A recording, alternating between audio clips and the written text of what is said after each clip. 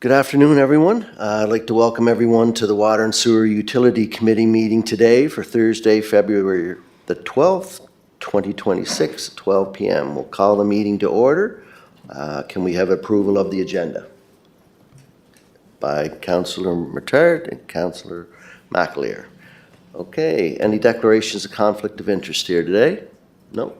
Seeing none, we'll go to adoption of the previous draft minutes of January the 8th, 2026. Anybody wants to move it? Councillor Matard, second by Councillor McAleer. And any business arising from those minutes? Mr. Chair, just before we do that, I went online yesterday to get my report. What time did we post it? Because it should be 24 hours out. What was it sent out to us? The agenda is required to be posted 24 hours in advance. Well, what about the information to councillors and members? There's a suggested time, but it's not It- definitive. I just say that because we're dealing with the capital budget, we're dealing with the operational budget. So just, it's a big document and we need to have some time to look it over. Under a business arising from the minutes at our regular monthly meeting in February, it was brought up on the floor again about the UCC Yes? contract. And, you know, I've looked back in the information that we've had and, you know, we're looking at a communications project cost summary, Josh. It doesn't have a date on it, but when we received it, but as of 2022, 2023, our total cost was about $2.3 million. And off that cost, funding was $1.7 million. I'd say that was the federal government, correct? MSEG, that's our credit back from the province on the 10%. So we got that amount, and then I've asked questions about where are we at with the installation. I've received timelines at 90%, 98%, 99% installed. And then I go ahead to, you know, our cost, as I said, was about 2.2 million, but the tender, the original tender, Mr. Chair, was awarded to WM&M. Williams, Murphy and McLeod as the general contractor at 1.6 million. And then we added, I think, another 422,000 for additional communication infrastructure. There was another 2 million added for, I think it was for a tower. Yeah, 216,000. So when I look, Mr. Chair, when I look at all those expenses, what's in the ground is owned by the utility. You're a business owner, Mr. Sure. yeah. Chair. Would that be a fair calculation? You would think so, yeah. So let's just, if you don't mind, Mr. Chair, if we go to the communication, when we went for the value for money audit, I think it was awarded back in October. I think so, Josh? So here we are, February 12th, 2 days before St. Valentine's Day. And it talks about the requirements and scope of the service. The communication system includes an underground fiber optic backbone between the city maintenance shop at McAleer Drive and City Hall, and peripheral connections to 11 sewer lift stations, 1 PRV, and the city planning building. So then we go down to the scope of the work for, I think it's Eagle Engineering, Richard? Josh? Out of Moncton or Fredericton? I think they're out of Fredericton. It says, in summary, the successful proponent shall be required to undertake the following task: verification documentation of fiber optic cable installed, verification documentation of fiber optic cable spliced, testing and documentation of existing fiber optic cable, verification documentation of fiber optic cable in service. So Josh or Mr. McEwen, like Mr. McEwen, you've been with this since, well, 2019 or maybe before. where are we often checking those boxes with Eagle? Have they been to the vaults, checking the splicing? Have they verified it with, I think Coles, we paid $34,000, that was in one of the original contracts, to have Coles Associates to be the Inspector General? Do we have any boxes checked off? Is that all right, Mr. Chair, to ask that? I just, Go right ahead, yeah. yeah, just want to find out where we're going with it. Appreciate it. Absolutely. So through the chair to Mayor Brown, the work completed thus far by Eagle Engineering and Consulting is more of an administrative review thus far due to the weather conditions and availability of UCC to get into and gain access of these infrastructure. They have not been able to field verify yet, so that has yet to been complete, but all the initial review and documentation that has been sent to them has been reviewed, and they're waiting to complete the field verification before making any determination or judgments. So could I ask Josh, or again, Mr. McEwen, in layperson's language, they've inspected or will be inspecting, I think we have 100 volts around the city, about 40 kilometers of conduit. So had they, like, just yay or nay, had they inspected the volts or any of the volts yet? No, not yet.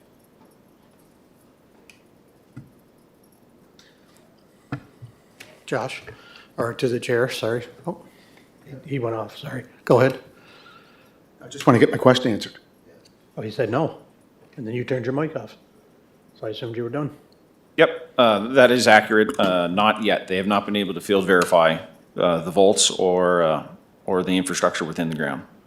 So, Mr. Chair, could I suggest at a special meeting of this Standing Committee for Water and Wastewater that we bring in Eagle via Zoom or by Teams just to ask some of these questions? Because, we've invested money into it, and when I was up in Stratford, Ontario, they have their own system. They're selling to residential, commercial customers. So, we have a jurisdiction that's already has a system. And I'm sure there are many other jurisdictions that have these systems in place. So can we look at that as a possibility to bring them in just to give us an oversight and what's the timeline on where we're going with this project on the value for money audit? I'll turn off my mic so you can yay or nay. Through the chair, back to Mayor Brown. Absolutely, we can look at coordinating a meeting for that. We'll just, I can canvass the committee and Eagle to see a suitable date. Thank you, Josh. Thank you, Mayor Brown. So when we say the weather is not suitable, are these vaults underground, buried, and can't be accessed, or what's the problem there? Yes, that is accurate. So these vaults are buried. The lid of them is at grade. So with the snow cover and ice and moisture, they're inaccessible at this time just because of that. If there was an issue, I'm sure that we could get into them. But we do want to eliminate any kind of moisture intrusion. That's the biggest thing that Eagle doesn't want to do, is cause an issue that they have to somehow resolve. So they don't want to open it up in the winter time and introduce any kind of snow or moisture that the contractor, UCC, could come back and say had caused any damage. So that's what they want to minimize any instances of that. So then it's a delay. So when we issued the value for money audit, were we aware of this, that, this is going to be delayed till spring? And then in a report, the unavailability of the UCC, what are we not getting cooperation to look at these things? No, that's a good question. And when it was awarded in October, I think it's nearing the end of October, it definitely was our anticipation or our desire to have it done before winter weather had set in. Unfortunately, that came sooner rather than later. As to the UCC's availability, that we have been met with resistance. We can get into that when we get to the report, but we are working to resolve that and looking for a solution that works. And I appreciate that, Josh. We'll be going on 7 years by the time this is looked at. Like, you know, we did our due diligence. We've worked with the contractor. We've tried everything that we could do to make this come to an end. Now it seems delayed once again. And it's very frustrating. I'm sure it is for you, but for us, it's just, you know, it's time to look at where the future's going. Like, if we're gonna wait till, you know, April and then do this, and then, you know, another few months, and then we still haven't signed anything, we're still not to the very end. Like, where do you see, or Richard, is this gonna come to an end? We've been told that like 3 years ago, and we're still here, so where do you see it as a manager now? It is a great question, and one that is kind of hard to answer. I do desire to have this review done. That way it can provide the committee and council reassurance of what is in the ground and what's been done to date and what's left to do, if there's anything left to do. It does take cooperation, coordination with UCC, the contractor who would put it in, Williams Murphy McLeod, who's the general for this. So we do have to come to kind of a solution there that works and something that we become comfortable with. But to move forward and where that date for that, basically the end of it, I don't have an answer at this time. So if you were looking at 100 vaults and you want to inspect them, what's the timeline to look at one? A day or more? No, it shouldn't be that long. They do anticipate several weeks of field time to collect the data and verify what's in the ground. Once they get going, it'll probably be a little bit shorter, but that's what they anticipate now is about several weeks, I think 7 to 8 weeks to collect the field data, verify what's there, and then basically create that report. So whenever we can get in there and do that, that's, you know, roughly 2 months worth of work for them. So do we have to ask to access those vaults? At this time, absolutely. We do have to coordinate with UCC because it has not been officially handed over. They are still responsible for the system until it's handed over, just like most construction contracts is we don't officially take acceptance of you could call it a product, until the end and it's been fully commissioned. That's kind of your warranty period and any kind of liabilities for that purpose. We don't have acceptance of that at this time. Okay, thank you. And Justin was Thank you, asked a Mr. question. Chair. And John. My question were related to the two factors which were just discussed here, but nonetheless, obviously weather being one factor, accessibility to the boxes, but more importantly, the willingness by UCC to allow us to access those in absence of our agreement and handing over. So if tomorrow all this snow melted and it was beautiful outside, I don't see any willingness to allow us to get in those boxes. I think we're going down another path regardless. So that's unfortunate, I guess, is that we went into this value for audit with the anticipation of doing an actual visual inspection of 100 surface unit boxes, only to somewhat now, in my opinion, feel like we are at the mercy of UCC even allowing us to do that. So there's no guarantee that that's going to happen. That could open up a whole other can of worms here. So as I was thinking about that, then what led me to my next comment was, you know, in the world of contractual obligations and the work that who we entered into this contract with, you know, I keep hearing Williams Murphy McLeod, I keep hearing this and that.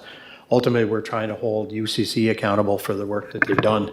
Who in fact did we have this contract with? Like, at the end of the day, if Williams Murphy McLeod subcontracted out to UCC or whatever, like someone needs to be held accountable here. And I don't know who it is, but all roads keep leading to UCC, but where does Williams Murphy McLeod have some form of accountability to where we are 6, 7 years later. It just seems like we're not this is going absolutely nowhere and does not seem to have any end in sight. I mean, we take one step forward, 2 steps back, like, so now this audit thing we thought was a step forward, and it's really a step back because we have no accessibility to those boxes, is what if I understand you correctly, you're saying here today, regardless of the weather, we don't have access to those boxes, and it's not likely to be UCC to be a willing participant to open those up.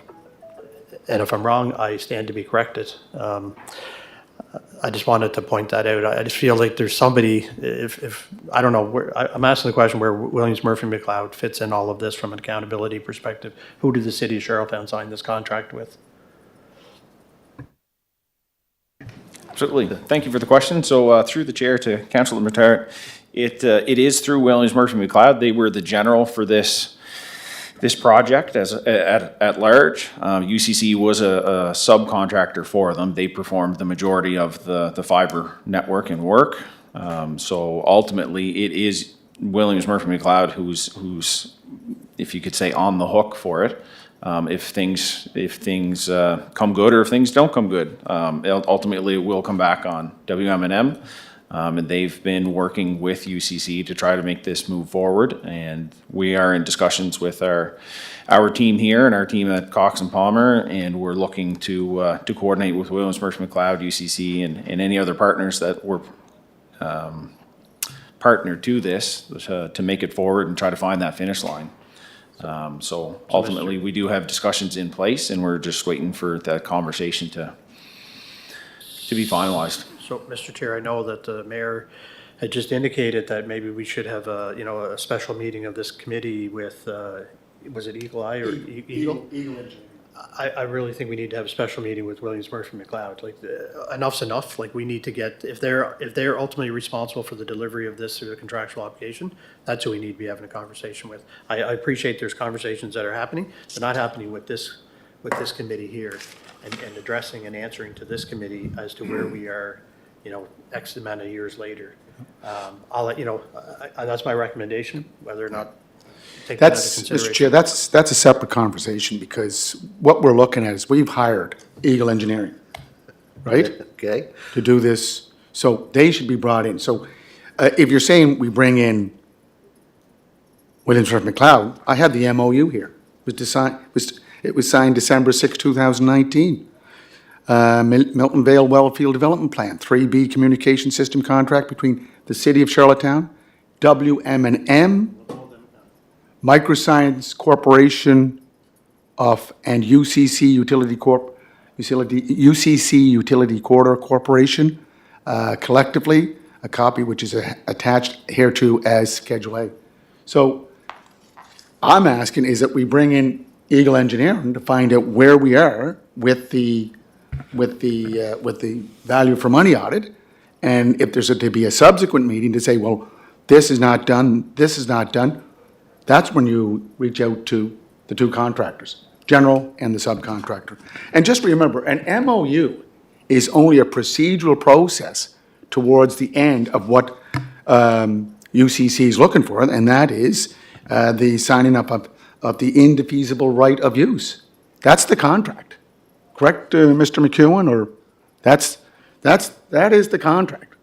An MOU is not a contract. It's just part of the process. So I think, look, I agree that we, Contract for the delivery of the service. no, it was an MOU. It's right here. Signed an MOU with someone to- And it was signed by Rodney, signed by WM&M, UCC, Microscience, myself, and the CAO at the time, Mr. Peter Kelly.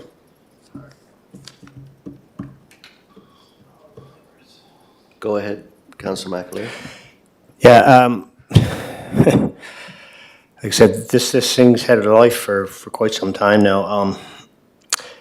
In relation to Mayor Brown saying, Eagle, is it the appropriate time? Is it best to try to get this value for audit done, then have that engagement with someone, with Eagle?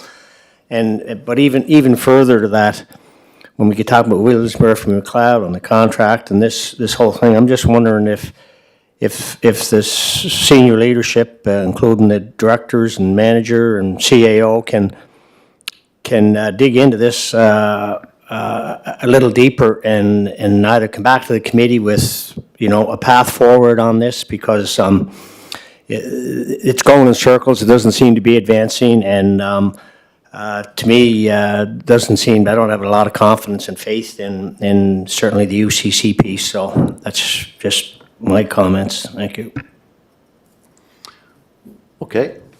So what would you like to see coming out of this? Like, we all have our opinions. We all want this stuff. We started this in October when we said we were fed up and go for the value for money audit, and I don't think we're too much closer than then. So I guess we'd ask what senior. I Mr. recommend Chair, I that just we- feel that, the value for money audit and the work that Eagle's doing was a validation of it. It's not going to end this situation. It's not going to get this over the finish line. We're having issues with the contractor or subcontractor. UCC, or the Eagle thing was to validate for us that we got what we got. So we still need that. There's no doubt about it, but it's now fraught with challenge. So that's another problem that we have to deal with. But even if we did, if all 100 boxes were opened wide open first tomorrow and said, go check everything, and we checked off all the boxes as you wish, that's still not landing the plane on this contract, as far as I can tell, and then this ear right of refusal. No, so document. again, That's what needs to be addressed, and that's what the contractors who we. Yeah, are to the just- council from Ward 2, again, go back to the scope. If you go to the tender, that's what I went to. The scope of the project is outstanding contracted elements. It goes down to valuation of communication system as is and fully operational, valuation of third-party investment, our investment, review of a draft, indefeasible right of use document. That's why we did this, because soon as we sign the IRU, it's with UCC. So it's right there. It says recommendation for IRU. That's where it's coming down to. Well, I think the chair and I have asked, snow and coldness are preventing us from getting into the vaults. Well, like Councillor Matart said, that's separate, right? To make sure we have the value for money audit, right? But where are we going with this? If we can't get a hold of the person, if we can't get, a working agreement and working together on something, we've been down for the last couple of years, lawyers back and forth, and we're still no farther ahead. And every month we're asking about this, and every month it comes back, well, okay, I'll make a call or I'll do something, and nothing ever changes. So it's at a point here, I don't see the end in sight. We're gonna have to come to a conclusion on something. Yeah. We ask every month, and every month we'll get back to you next month, and then when we're back here again. It's frustrating. I don't know where else to do. We say it's in the hands of the lawyers, and then, where is it? Anyway, go ahead, Councilor.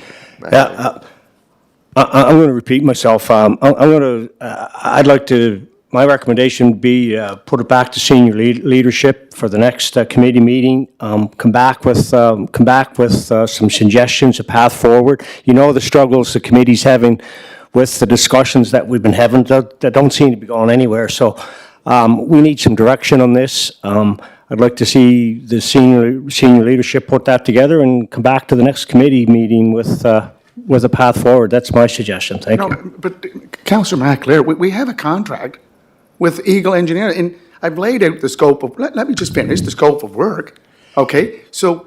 No, that's fine, but Let me just they finish. can still meet Yeah, let me just finish. in addition to that. No, let me just finish. So I want to find out what boxes were checked off.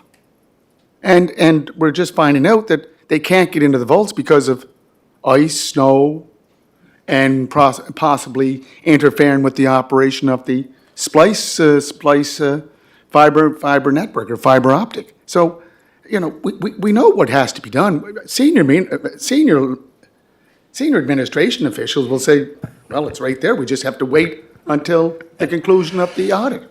No, fair enough, but as Councillor Matart said, and I agree, that's probably not going to be the end of this dynamic with, I mean, the value for audit should be done. I think the committee all agrees with that, but anyway, I still stand by what I said, and back to you, or Chair. Yeah, well, thank you, but what's the direction? Where are we going? I've said, and if both Councillor Matart or Councillor McAleer don't agree, they want to just continue status quo. I'm asking that we bring in Eagle Engineering to give us an update on what they've done so far and what is their timelines going forward. But Mayor Brown, both members of the committee have never said go status quo. They're frustrated as well. Right. They want something done, Okay, you know, so Bring them in. we're not looking for status quo. This is a side, you know, the value for money audit. We need that before we, you know, dot our i's and cross our t's. We need that. But in the meantime, what are we doing? Just sit here and wait again? That's what I think the committee's saying. We want better direction, and we'll just make a call and get back to you next month. That's where we're at. So there's something got to happen. You know, we've been listening to this for 2 or 3 years. It's in the hands of the lawyers. We haven't come to agreement on it. I'm questioned every month at the council meeting about, you know, where are we at? And I can't say where we're at. So, you know, the lawyers had it. Where are we at? Can the manager and the director tell us what's their next step forward? That's the question. Yes, I think really what it comes down to is bringing in WM&M and having them, I don't want to say force, but having them enforce the contract and having access to the vaults. We do want to see the audit completed. That's our way of verifying exactly what has happened and incurred to date. Without having access to the vaults or without having approval to enter them, I don't want to assume the liability for anything that happens.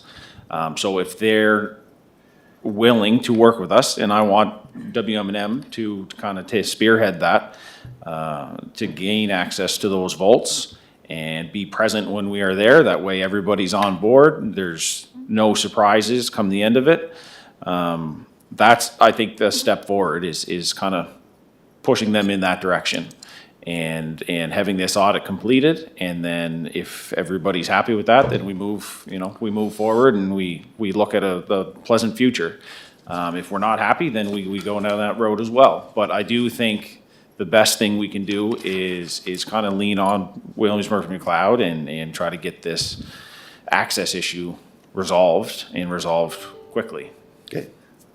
I appreciate that, and that's finally we have something concrete, and I think the committee would be okay with that. That's what we're looking for. So by our meeting next month, I'm asking, or the committee's asking, if you could make that call to get that cooperation and get this moving by 4 weeks for their next monthly meeting should be fine. And if the mayor wants something else, yeah, can I just clarify what you're asking? Are you go ahead. asking that he just calls Rodney and says, you're coming in to see us? So just remember, it's not just WM&M, it's UCC. He has to bring them in. no, but he's saying Williams Murphy McLeod is going to have to get him to do this. He's the general contractor. I know He's the that. subcontractor. Yeah. So if I hire someone Correct. to do something for me, then I have the ability to say, you come in and do this, or I'll have to make other arrangements. That's the difference of having a contractor and a subcontractor. Yeah. Or you can decide, because you're signing the papers, to change something. Yeah, we've subcontracted before, Mr. Chair, so I understand the I process. understand. But my point is, so WM&M is not coming in. They're being asked by Josh and Mr. McEwen, get those vaults open for Eagle Engineering. Is that correct? I'm trying to clarify. I don't know where you got that. Okay, but Josh, our manager, said he's going to contact Williams Murphy McLeod to get cooperation with the two of them to do what we're asking. Am I mistaken? no, or is I that- agree. You know, And if that, excuse me, if that can happen outside of any sort of meeting to bring them in here, great. Yep. However, if you don't get cooperation on that front, someone needs to be at this committee meeting and sitting here in front of this committee and answering to us regarding why we can't get cooperation from all levels. So hopefully you're successful in your conversation with Williams Murphy McLeod and get the cooperation you need. But if you don't, then, Mr. Chair, I recommend that you suggest an in-person meeting with these parties to get the, like this just going away and doing something and just us coming back and trying to get an update every 4 weeks is not working. Nobody's sitting here in front of this committee being accountable to what is going on, other than we're going at the manager here, unfortunately, and not in a way to signify that you're not doing your work or doing a good job of what you're doing. I'm sure it's a very difficult file and very difficult to try to make connect all these people together. But ultimately, at the end of the day, if we can't do that, then as this committee, I recommend that we bring those people to this table and they can then address this committee on why we are where we are. And Mr. Chair, under the MOU, that's both the contractor and the subcontractor. That's what it is. Okay, no. It's true. And I mean, you can understand our frustration. Your manager, I know, Josh, your hands are tied in a lot of things, but our frustration and answering to the public is what's frustrating to everybody. So, I can appreciate it. And let's move on, and we're fine with that direction. Committee's fine with that direction. Mayor Brown? My preference is to bring in Eagle, but We can still bring in Eagle, because those are two separate things, right? Exactly. So if you would like to see that, I don't disagree with you. No. I just think it's. we're all agreeing, see? Isn't that great? Okay. Okay, let's move on. Thank you.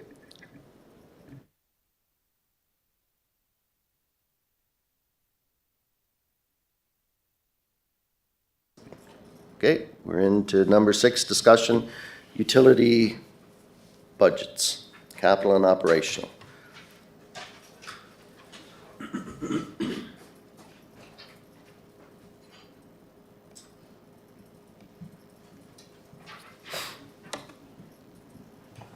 Thank you, Chair. So you'll see the report included here is very similar to last. The changes here are actually reflected throughout the attachments. We have tightened up on the operational and capital, and I think we're definitely in a better position than we were at our last meeting. One of the differences as well is the CPI number was released for this year, and it came in at 1.4% versus the 1.6 we had anticipated.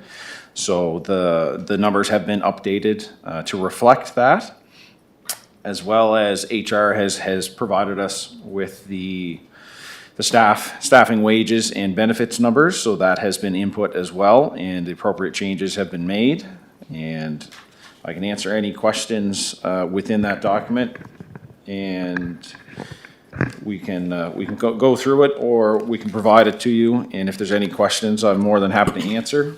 On the capital side, I would highlight that we did receive word that our funding application was approved for some of our projects. So that is Exhibition Drive as well as Spencer. And we do anticipate, no, that's through.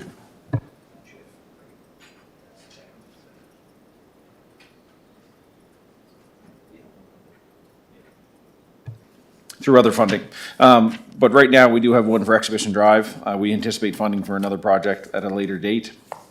And that did reduce what we anticipate as an overall ask. So at our last meeting, I think we're over 11, maybe 11.5. And currently the ask is just over 8.5 million. And that includes a $4.75 million carryover from this year. So some of the projects, or most of the projects actually from this capital year, we're looking to carry forward to next. And with our partner funding, we anticipate a more reasonable ask than what we were looking for at the last committee meeting. Questions? Yeah, I do. Thank you, right ahead. Mr. Chair. Just page 9 of the digital copy.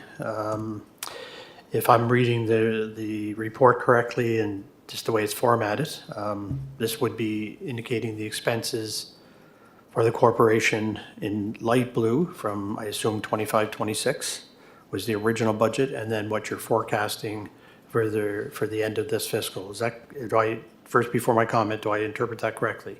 So 4 million, 4.78 million was what was budgeted, and you're anticipating, forecasting 4.5 million, is that correct? In salaries? It says total salaries and benefits, Josh, just on 9, I don't know what copy, maybe it's yours, but on our digital copy, it's 9. Summarized on the bottom. So you're just looking at the salaries? I'm just specifically looking at salaries at this moment, just from the 25, 26 budget and then the forecast column. Yeah, salaries and benefits.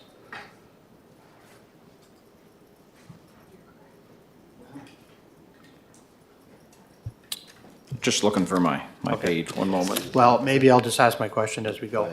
So in looking at that, and what I see from the original budget of 4.78 million, down to anticipated at 4.5, so roughly a $200,000 decrease. And now I want to ask the obvious question of, when we went through the strike and was a number of months, as we know, and number of salaries, I guess I'm questioning why. I would have assumed there would have been a bigger surplus from that particular time period. And if so, what was that surplus, and how do we anticipate reallocating those funds back into something that, is meaningful back to the taxpayer, whether it be through using the money to invest back into the utility, as opposed to, I don't know where it's gone from there, other than the fact that we didn't spend as much in salary during that time. So again, my question is based on my assumption of what I see the numbers there to be. Absolutely, no, I found that page there now. That is correct, so that column on your farthest left is your budget, and then the next one to it in blue is your forecast. So that is our anticipated expenses through budget, or through wages and benefits. Obviously, it's not a concrete number at this time, as it does take time for the numbers to go through the system and be reflected accurately. So it could come in a little bit lower than that 4.5, but I do not have an exact number for you at this time. So that is what we do forecast and anticipate, but it could very well come in a little bit less. As to where the potential surplus would go, that would be reflected in the audited statements, and then we would make a determination at that time. Yeah. So interesting enough, when I'm looking at, where that $200,000 plus surplus came from, and I'm running down, interesting enough, in the column, and it doesn't have a number there, but it would be, permanent union. It's your biggest expense at 1.62 million. You're anticipating coming in roughly of that same amount. The only really significant area that looks like there would be a savings would have been in the permanent non-union of 100,000. One could assume the position there wasn't a position filled there, so therefore 100,000. I guess when I look at this budget, I'm not seeing, there has to be hundreds of thousands of dollars in salaries that were not paid out through that strike. It has to be reflective here somewhere.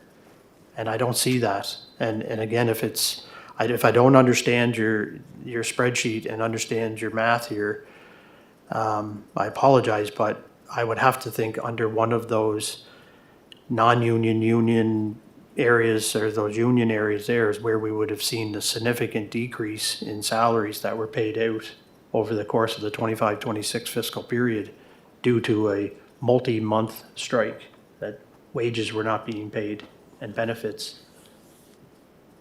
Am I off base with my comment on that, or? No, that is an accurate comment. It's something we will look into on those numbers. That $100,000 you had mentioned in a previous line number is for the assistant manager position, so that has been vacant, and that's why there would be a decrease there. And we will go through and review those numbers as well before they're handed off to finance to utilize. As well, that it is a forecast against the budget, so we will look at that, tighten that up. But the numbers looking into 26, 27 should be more reflective of what we will see this year. Yeah, but I'm, oh, sorry, Mr. Chair, I understand what you're saying. And I know you're indicating that, you know, the numbers haven't come in yet, but somebody was able to consciously decide some rough estimates of actuals of 26 or 25, 26 to the tune of 200 and some thousand. It just seemed such a significant number that is not being reflected in this for one reason or another. Because it's obviously very obvious that there's going to be less salaries that were paid. So I know you might say it might come in by March 31st and it'll be all tallied at that point, but here as we sit in this committee on February, I'm just surprised to not see. That should have been blatantly obvious in here that there was a huge savings in one of those line items or multiple line items, depending on where different unions and different sections there that I see.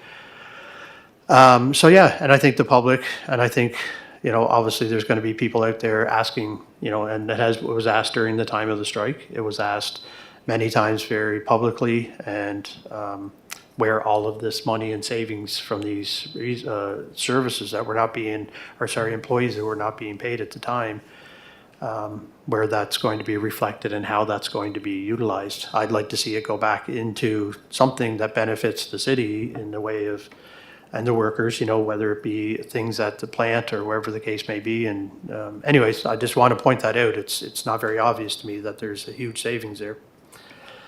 Thank you, Mr. Chair. Thank you, Councilor Matart. Mr. Chair? This is Mayor Brown, go right ahead. Mr. Chair, can I just go to page 8? And we look at total revenue.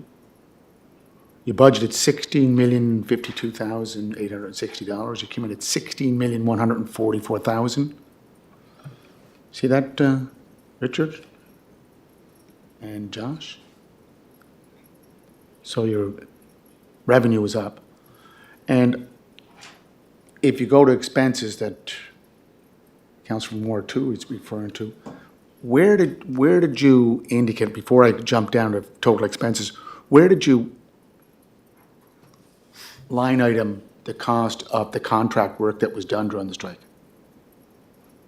Could you answer that first before I go back to my other question? Definitely. So those numbers have not been received yet. We're still in processing the invoices, and they're not reflective within our finance system at this time. Because it's Yeah. still ongoing, right? Absolutely. You get 30, 60, 60, 90 days invoice. So, Richard or Josh, if I go back to 16,144,000, that's what your forecast. So you're down by, let's say, 90,000. But if I go down to your expenses, correct me if I'm wrong here, Richard or Josh, you forecasted $16,330,206. Your forecast is $14,923,887. So that's a saving of, I think that's, you're down, and correct me if I'm wrong, if I'm reading this wrong, that's why we have these meetings. So it's, you come in pretty good in your expenses. You're down almost 1.4 million. Is that correct, Mr. McEwen or Josh? Just, Yep, based on what's in this data, that is an accurate interpretation of the numbers. Okay. Absolutely. Now, we'll go through Okay. and ensure that that's reviewed, but at this time, that looks. so let's slide to the green side. So for 2026, 2027, you're going with the same budget. Actually, wait now, you're going up. You're going up to $16,784,051. Is that right? Yep, So it's an increase of 450,000 over last year's budget, which was $16,330,206. So if you had budget that was at 14, committed forecast. Are there some unknowns that you're trying to cushion by putting the same budget back? I'm just, again, I think the utility runs pretty tight. Thanks to the chair, you know, he keeps a pretty close eye on what's happening. No, absolutely. It is a tremendous question. And typically within the audited statements, we do come out in a good position as well. We can't budget for a deficit. That's not a position that we want to be in as a utility. We had gone through this budgeting process and had looked at the numbers, made adjustments where we saw an opportunity to either make a cut, or if there was a area that presented a challenge and we needed to increase, we've gone through and done that. Obviously, there may be some areas that need to be looked at a little bit tighter, and we can review that before they get presented through to finance. But at this time, that is reflective of what is in this data. So, Mr. Chair, those are good numbers. Oh, yes. Yeah, and you know, again, it's the management of the wastewater utility that are heading this up, which is tremendous. Are we doing both operational and capital, or did you want to do both, or, We were hoping okay. that was, Could I just take a quick look at capital, if you don't mind, sir? sure. You guys okay with that? Yeah? So if I go to capital, Richard or Josh, Exhibition Drive reconstruction. Now, sometimes, you know, I do have bifocals, so I try to switch back and forth. Are you budgeting $1.9 million for the water and wastewater for exhibition? That is correct. So under infrastructure secretariat, I think we're getting some money, correct? I think you said that earlier? That is correct, I think through the CCBF fund. Right, under wastewater and water. So is that in that 1.9 million, or is that to come later? So that would be captured within the partner funding. And you can see that our net budget is a wash for that line item. But until we receive that credit back, we do want to have that line number of 1.9 million. That way we do have the funds available to spend, and then when we get it back through the province, Yeah. it'll be. Good choice of words, Josh, a wash. So 1.9, you're suspecting that CCOB, the Canadian Cities, CCBF, will balance that out, correct?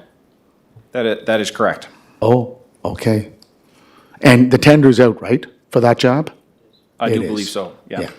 And I see that there is also funding for the road, which would fall under Councillor Tweel's portfolio as Chair of Public Works, so we get two sources. Any other source of funding going into that? Do we, maybe not. Okay, thank you, sir. Thank you. Any other questions? I'm good with both capital and operational. I don't have any other questions. Okay, any questions on the capital operational? Councillor McAleer? No? Councillor Moran? Mayor Brown? Good? Okay, that was quick. All right, we'll go down to our next one, please. Water and sewer fees.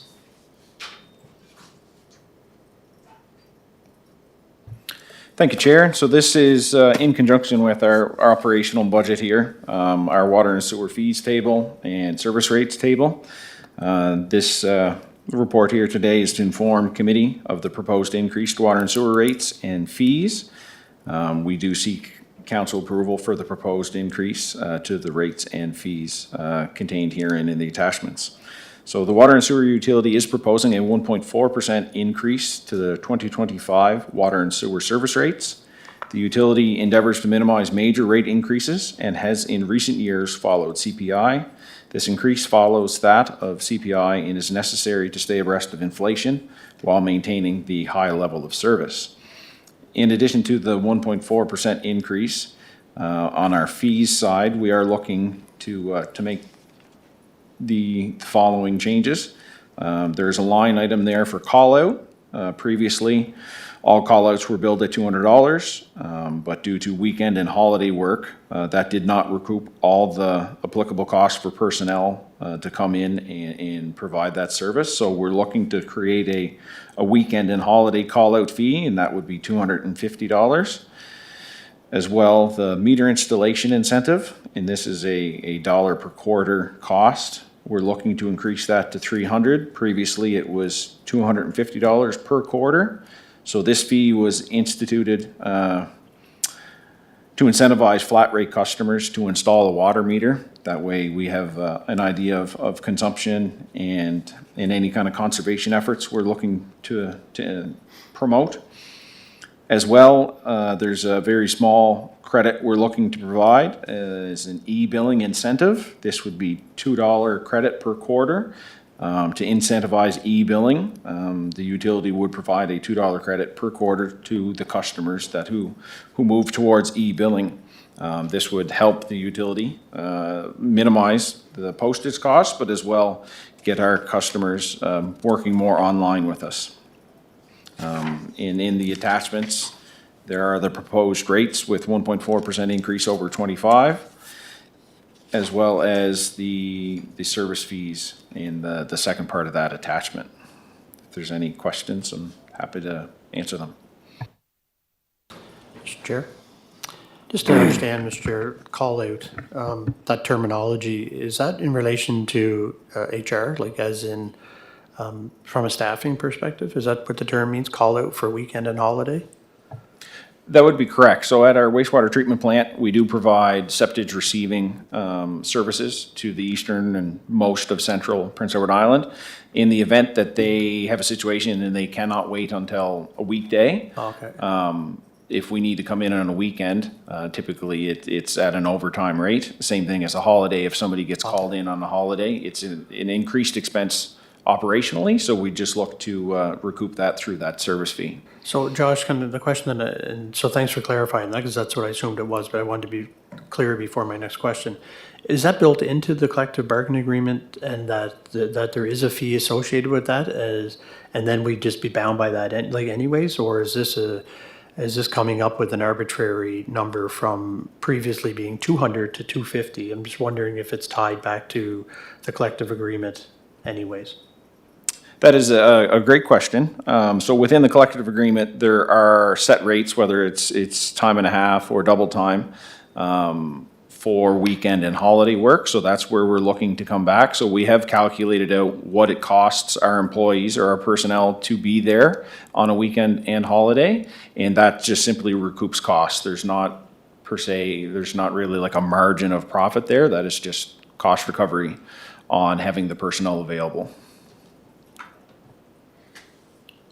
Okay, I feel like I do understand a little bit, but I guess I just want to make sure that, you know, as council to approve this, that it's something that, you know, there's an expectation of this tied back to the collective agreement and, you know, people being called out, I guess, which means they're coming in on the weekend to being dispatched to address a situation that can't wait till the weekend, and they're then they bill back to the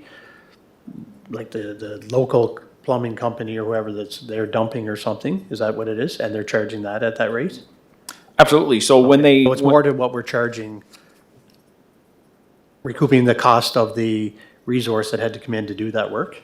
Is that what it is? Yes, so when they do come out, a call out is minimum of 3 hours. That's part of the labor law, and Sure. it's within the collective agreement as well. Okay. That when they are called out, they are paid for that time. Sure, yeah. We do recoup costs for Okay. septic receiving just through the rates that they charge to drop off material. Okay. But we have seen that we were not recouping for the weekend and holiday. Okay, I get it now. I was a little confused as to, now it's more clear to me. Thank you. Okay, thank you. I have a question, and it's happened to me a couple of times. We have a leak in a water line going into a building. So we call a plumber, they say, okay, call the city. City comes out, shuts the water off because the water line broke. Or, you know, this happened a couple of times. So the person that's working drives up, puts a pipe down, shuts the water off. Our plumber comes in, works, fixes the line, goes back, does it all. So we have to pay the plumber and then tell them, okay, you're gonna have to call the city again to turn the water on. So then they turn the water on. It's a $75 fee. So to me, like I pay my water bill or people pay their water bill. It's an emergency. We don't figure, okay, I think I'll change my line now, and it's convenient for me. No, it happens because it's an emergency that the water line breaks. So there could be water barreling into my building or neighbor's building. I pay my fee, pay for all this. But the thing that annoys me is you pay $75 for someone to come and shut the water off. To me, it doesn't seem realistic. Or in a time of need where someone is struggling with, there's an emergency, your basement or your building's being flooded, why, a resident should have to pay, I guess if it was in the middle of the night, the fee would be a lot more. But if it's in the daytime, the people are working, $75 to me seems, just another fee grab to me. I'm just gonna throw that out. Does the committee, does that seem reasonable to you? Anybody want to discuss that? I'm sure at the time of an incident like that, nothing worse is another bill on top of what you're already probably facing. So I would tend to agree that, anything certainly helps, but again, there might be all kinds of different factors that might lead to that as well. So I don't know if they're different case-by-case situations, but certainly, when you're faced with a situation and then now you gotta pay for that as well, Yeah. I'm sure that raises some concern, even if it's $75 or whether it's $25, I'm sure every bit helps. Something? Yeah. Mayor So, Brown? Mr. Chair, if that was on the weekend, you'd be paying $250, correct? Just clarify if I'm right or wrong. No, not in that instance. Okay. So that call out is more pertaining to the wastewater treatment plant. Just that's it. Yeah, So that's just your sewage line. yeah. Okay. So I agree with the chair that 200 to 250 is a 20% increase.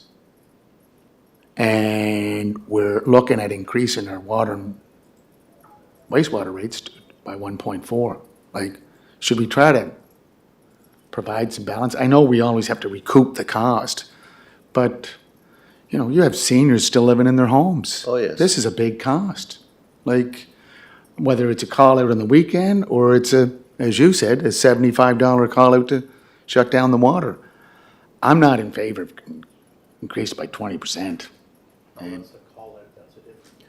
Yeah, I know, but it's going from 200 to 250. That's a 20% increase. That's back on Thompson Septic though. Who's billed you? Yeah, that's what it would be. If you call out a plumber and they get a $250 charge, they don't absorb that. They pass it on to Mrs. Prunty or Mrs. Brown. So I just have difficulty with, all these fees just creeping up more and more. Yeah, and that's why I kind of brought it up. I mean, Yeah. it's, we increased the water bill, which, council has thought will go to CPI 1.4, and that's an increase to everybody. But when in a time of an emergency, it just seems to me that, we shouldn't, that's part of doing business, but yet, you want the water shut off, you have to have the water shut off. But it just seems to me that's just another fee on top of a problem. So. Do you want to look at that, keeping it in or reducing it or something, or? My preference is leave the fees at status quo. I mean, there's a couple things that come to mind. I think as you pointed out, Mayor Brown, there was about a $1.4 million surplus projected for this utility. What's not factored in yet in any great detail is other potential savings that came from the water utility strike.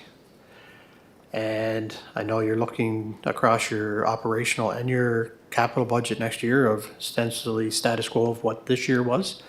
So again, I think if we're looking at a surplus, then yeah, I don't see an overall need to start to increase additional fees and maybe even let alone the 1.5, 4-point CPI. But I know that's a little bit different because we're trying to make sure we keep that on an annual alignment versus like we were before where we went, I think, 8% or something where we had to go a little bit drastic, 6 or 8, maybe 2 years ago. So I get that. So I'm not going to factor that in the 1.4 from CPI. But these other additional fees, you know, it's hard to go back and say we've had a surplus, but we're going to raise fees if we're looking at a surplus, Mr. Chair. No pun intended, Mr. Chair, but it's only a drop in the bucket. Exactly. And on that note, You have to go? Okay. So what's committee feel on that? Status quo. The status quo? Councillor McAleer?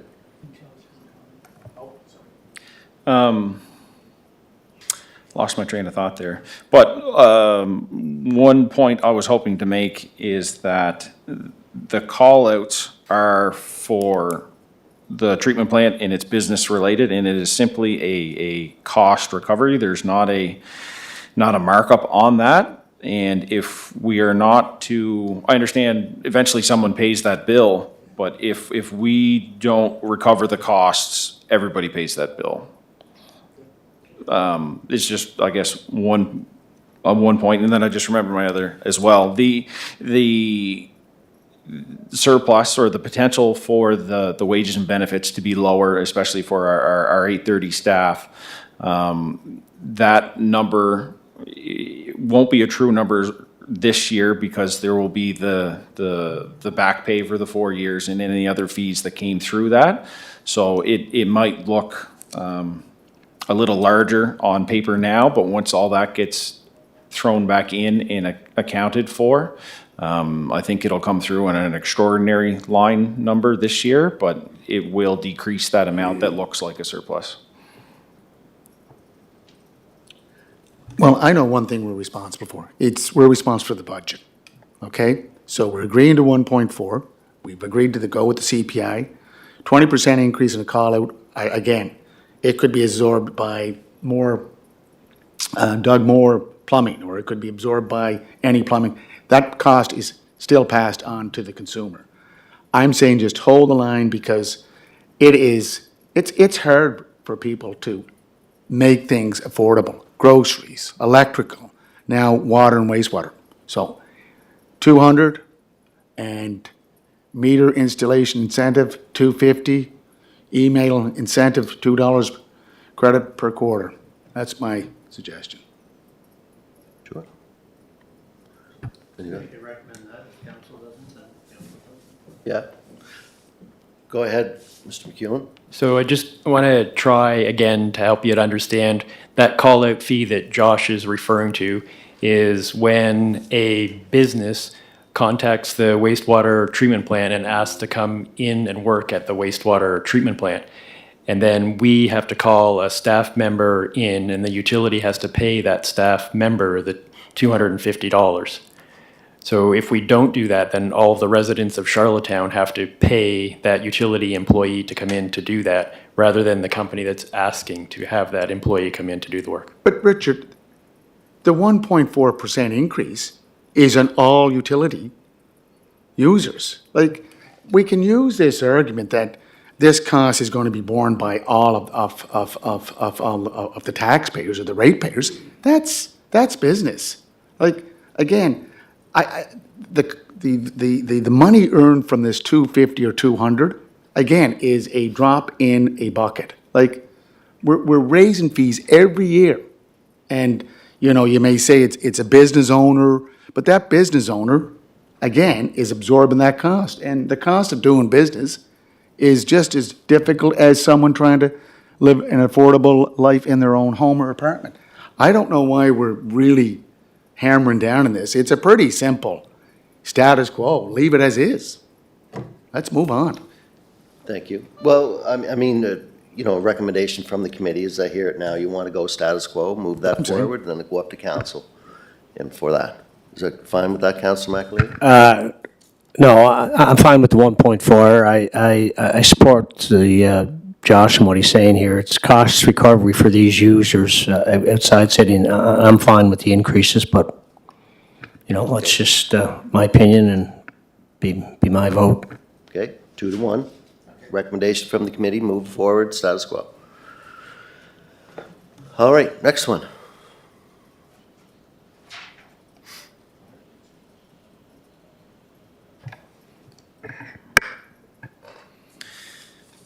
This next report here is a request for service. We had received a request for service from the Provincial Firefighting School. This location is off Miles Bolter Avenue. I think it's an Avenue Drive. So right now, the purpose of this is to inform committee and council of the request for service. And recommendation at this time is to approve the request for service received from the Provincial Firefighting School. We'll get into the details. A request for water service has been received from Greg Shaw. He is a project lead currently working with the Provincial Fire School. This structure is located at 68 Miles Bolter Drive in Milton Station, PID number 283200, and another parcel that is part of that one location is 1054949. The firefighting school is undergoing facility upgrades and does desire to improve their hydrant-based training.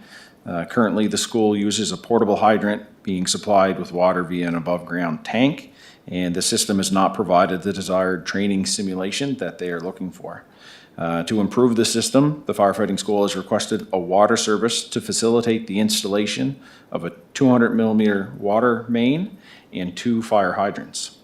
Additionally, the firefighting school has requested a domestic water service. This customer would be charged a 25% surcharge for service outside the city, and all costs for the installation and development would be borne by the property owner. Any questions? Okay, Josh, if I look at page 24, that's where I looked at.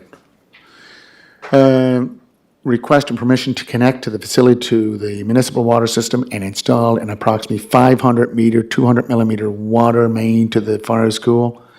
Do we pay for that or are they paying for that? They would be paying for the installation. Wow, okay. Good for me. But, yeah, That's what I thought. Oh, no, you trying to say something there, John? Go ahead. yeah, I'm stuck. Yeah, and I understood that they were paying for it, and I was talking to Josh briefly about this for committee meeting starting, but staying with that paragraph, mayor's on there. But it says, given the direct operational benefit to the city fire department, we further request that the city assume responsibility for ongoing maintenance and water supply costs associated with the line following installation. Is that kosher with the staff? Does that make operational sense, or is that just wondered your advice or comment on that? Absolutely. So at this time, we are seeking not permission, but we're seeking for approval to allow the connection and the domestic service. And we have not agreed to and won't agree to at this time to take on the maintenance fully or the water supply costs. That is something that we are in discussions with and will bring back at another time. At the moment, they are seeking permission to connect to the system. They do need to go out to a firm to design that water main and connection in through the fire hydrants. So we are in discussions to what that may look like as support for them. It is a direct benefit to Charlottetown Fire and Water, as well as it is to PEI at large, because it is a provincial system. So we do want to be of assistance, but we are not able to make a determination of what that looks like at this time. So we're having further discussions to see if operationally that makes sense. But at this time, we're not willing to commit to that. Just Go ahead, as Mayor Brown. another on that All right. So just staying with that, Josh, so then is it reasonable to expect that could be, that gets settled or full clarity to that before, I guess, anything goes in the ground? Or is that, Absolutely. So I think they would move forward regardless. It's just what they would have to forecast for maintenance into the future. I do anticipate maintenance on this line and hydrants being extremely low until, you hit that kind of age of service. So you're looking decades into the future. But there would be yearly maintenance you would have to do on the fire hydrants and appurtenances there, but it still would be very minimal. So we're in discussions just to see what support would look like. It is a benefit to everyone, not just the fire departments, but everybody that receives greater training and greater services. So we do want to be of assistance. We just don't know what that looks like quite yet. So, Mr. Chair, this is to bring the line, I'm just here on Google Maps, Miles Boutelet, which is on our map too. Yeah, this is what you want to do. You want to get water up there. And in the background there, Councillor McAleer, page 21, additionally, the firefighting school has requested domestic water service. The customer will be charged a 25% surcharge for service outside the city. So, if anyone wants to develop land in that area, I know some people that live up in that area, we're bringing a water line up there. And it's going to be a plus for all of us. That's, again, sir, shared services, strong communities. Thank you very much. Terrific. Thank you. Great. So, so just on that, so I should know this, I guess perhaps myself, so where this firefighting facility is there, or that's Charlottetown, yeah, right? That's Miltonville. Miltonville. Okay, yeah. Yeah, it is I'm just just outside thinking the of city. trying to think of the boundary in my head, yeah. Just on the way to Sleepy Hollow there. All right. Great. Hence the 25%. Exactly. Okay. Next. We're approving that, right? Yes, sir. Yeah. Yes. Moving it on. Perfect. Thank you, Chair. This next report here is budget reallocations on our capital budget. Right now, we're looking to inform committee of the budget transfer requests. At the moment, it is for informational purposes, but we will take any guidance that the committee seems fit. Budget transfers do go through the Finance Committee for action, so we'll be looking to present this to them at their February meeting. So as part of the budget preparation process, the Water and Sewer Utility has reviewed the utility holdbacks and has identified several capital accounts that will require budget reallocations to balance budget versus expense, and the attached budget transfer request provides further detail. The implications this year are minimal. The utility has capital budget available that can be reallocated, and no new funding is required. The attachment does have 4 accounts we're looking to transfer funds between. The first one is for the Miltonville Wellfield Reservoir project. It's a smaller amount of just over $1,500, and this is primarily for legal fees. We have not incurred a cost to date for the value for money audit. Once further work is done there, we should see an expense incurred there, and we are looking to budget into the next fiscal for that. The next line item we have is just under $136,000. That's for wastewater lift station rehabilitation. This is for our Royalty and Walker stations. So these were holdbacks that the utility have, and we have released those. So we're looking to transfer funds into this account. This comes from our collector sewer lift station rehabilitation. And there are several $100,000 available there from projects that are carried forward this year. The next line item is just under $46,500 is for our pollution control plant storage building. So that was installed just in the previous year or two. And this is a holdback release. So we're looking to transfer funds from our resiliency improvements over to this storage building account. There are just under $100,000 in that account that should be available for us to do that. And then the final one is $122,000 for St. Peter's Road and Belvedere Avenue. So this is a holdback release in final invoice. There were some outstanding deficiencies that took a while to resolve. We have resolved that with the contractor to date. It was a 22-23 project, and we're looking to bring that from our water distribution system upgrades account. So there is money available there. If there's any questions. This question, Mr. Chair, just for clarification. Go ahead. So when you're looking to do a transfer, generally what we see these transfers are, there's not enough money in one, or, or there's an overage and we need to take from somewhere else to pay. But when I think of like a holdback release, say for the lift station, to me, it says that was in budget. The money was held back till final project date, and we're just gonna pay it now. Why does that 135 not exist in the wastewater lift station rehabilitation budget? Why do we have to take it from somewhere else to pay it? Like, was it not in the budget of that particular project to start with? So I don't understand why there's a transfer to a holdback. A holdback is basically saying, everything's done, we're now gonna pay the remainder of what's owing. Absolutely. So in the capital budget, there are holdbacks, as you had mentioned, and it is budgeted dollars. And typically, it is within that fiscal, but if it goes several fiscals, sometimes they do get dropped off accounting-wise, and that's probably done in error, something we will be looking to remedy in the future.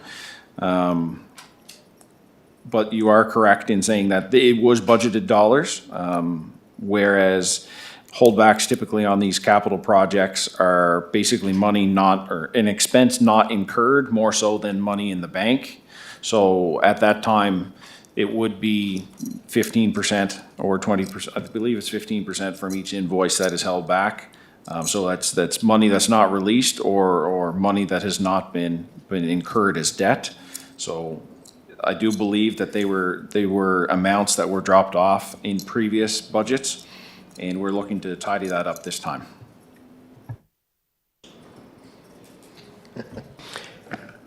Thank you.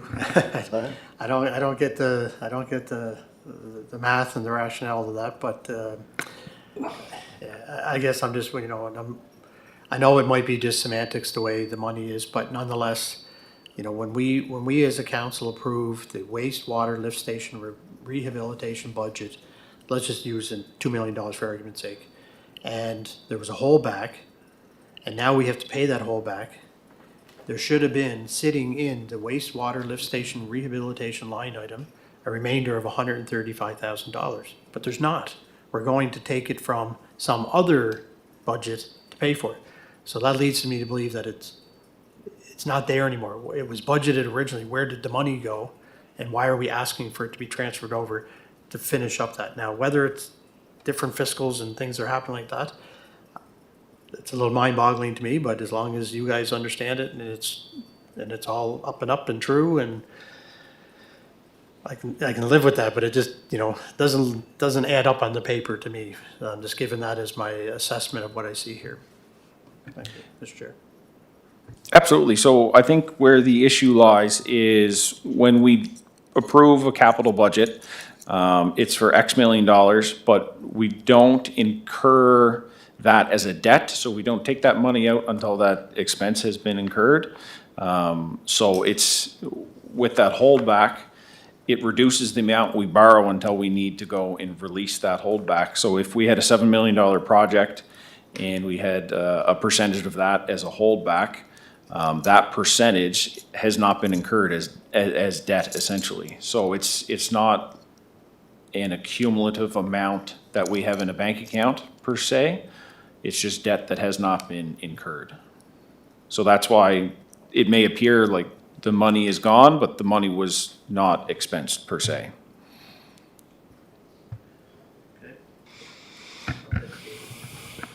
Yeah, it takes a while to come up with that, but it's like, to put it, you know, you have a $7 million project. You have it budgeted for $7 million. You only spend 6 because you have $1 million holdback, right? So you borrow $6 million to pay the contractor $6 million, right? So now the holdbacks, all that stuff's been done, and the contractor wants his $1 million back. So you just say, okay, we're gonna have to borrow another $1 million, which was in the original budget, but you didn't borrow it at the time because you'd be paying the interest on it. Is that correct? That's correct. That's an accurate reflection. But I get that. I get that part. That's the easy part. It's just the shell game of now it's coming out of the collector sewer lift station rehabilitation. That's where they want to transfer it from. So it's like, that's the part I don't understand. Like, it's, why doesn't it just stay within the waste water lift station rehabilitation for an additional $1 million, as to the chair's example? It's like we're going over and taking funds out of another account over here that's unrelated to offset the difference of the holdback over here. That's the part I don't understand, that little. That's why we have budget transfers. And as you know, Mr. Chair, there are change orders that come in all the time.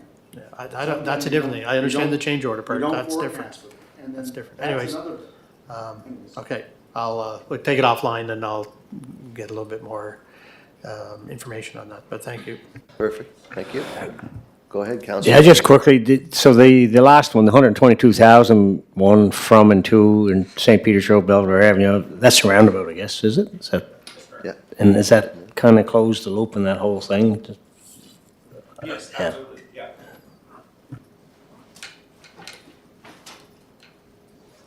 Okay. Good. Mr. Chair, just before we close, could I just ask again, going back to the billing issue? When I look at revenue, Josh or Mr. McEwen, where do you capture that under the line item? Water, sewer, sludge, wastewater? Is that service bill? Is that where that 250, 300? Is that where it's captured? Because it's budgeted for 220,000. Anyways, could you just even follow up with an email to all of us? No need to ask it or answer it now. Just want to find out what line item that revenue goes under. Does it just go under water and sewer? Which is 12 million? Budgeted 13 million? Sure. Yeah. No problem, Justin, thank you.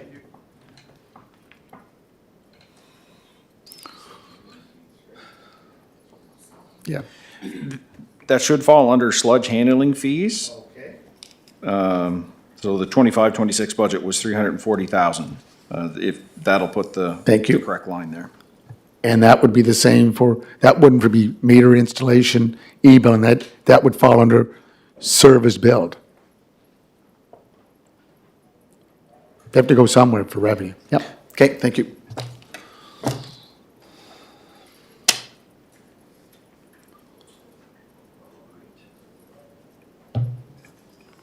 Go back to, New business?